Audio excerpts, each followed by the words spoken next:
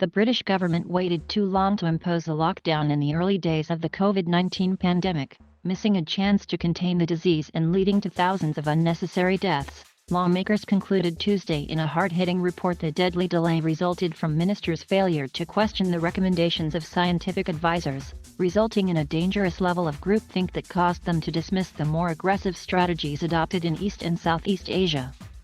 According to the joint report from the House of Commons Science and Health Committees,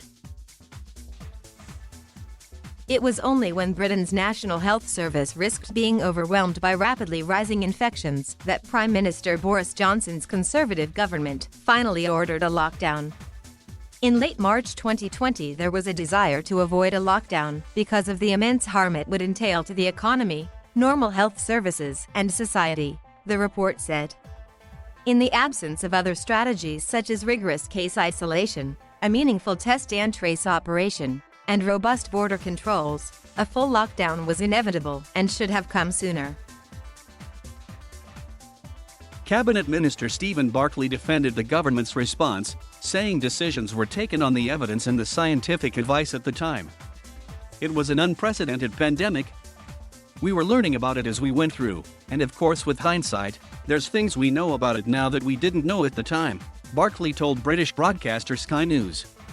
The UK parliamentary report comes amid frustration with the timetable for a formal public inquiry into the government's response to COVID-19, which Johnson says will start next spring. Lawmakers said their inquiry was designed to uncover why Britain performed significantly worse than many other countries during the early days of the pandemic.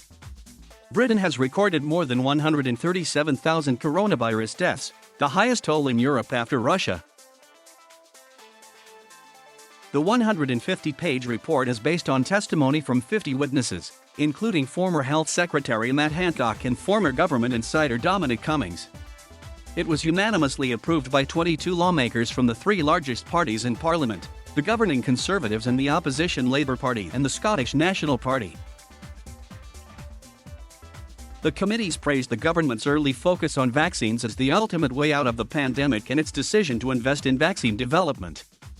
These decisions led to Britain's successful inoculation program, which has seen almost 80% of people 12 and over now fully vaccinated. Millions of lives will ultimately be saved as a result of the global vaccine effort in which the UK has played a leading part, the committee said. But they also criticized the government's test and trace program, saying its slow, uncertain, and often chaotic performance hampered Britain's response to the pandemic. The government's strategy during the first 3 months of the crisis reflected official scientific advice that widespread infection was inevitable given the testing capacity was limited, that there was no immediate prospect for a vaccine, and the belief that the public wouldn't accept a lengthy lockdown, the report said. As a result, the government sought merely to manage the spread of the virus, instead of trying to stop it altogether. The report described this as a serious early error that the UK shared with many countries in Europe and North America. There was a groupthink that the way you tackle a pandemic should be similar to a flu pandemic, Jeremy Hunt, a former British health minister who now heads Parliament's Health Committee, said.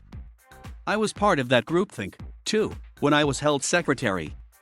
Hunt said that before the coronavirus hit, an American university said we were the second best prepared country in the world for a pandemic. We know that clearly wasn't the case, he said. Trish Greenhalgh, a professor of primary care health services at the University of Oxford, said the report hints at a less than healthy relationship between government and scientific bodies. With COVID-19 still killing hundreds of people every week in Britain, advisory committees continue to debate exactly what evidence is sufficiently definitive to be considered certain, she said. Uncertainty is a defining feature of crises, Greenhalgh said. Dare we replace following the science with deliberating on what best to do when the problem is urgent but certainty eludes us? This report suggests that unless we wish to continue to repeat the mistakes of the recent past, we must. Even senior officials like Cummings and Hancock told the committees they were reluctant to push back against scientific consensus. Hancock said as early as January 28, 2020, he found it difficult to push for widespread testing of people who didn't show symptoms of COVID-19 because scientific advisors said it wouldn't be useful. I was in a situation of not having hard evidence that a global scientific consensus of decades was wrong but having an instinct that it was, he testified. I bitterly regret that I did not overrule that scientific advice. Thank you for watching. Please subscribe.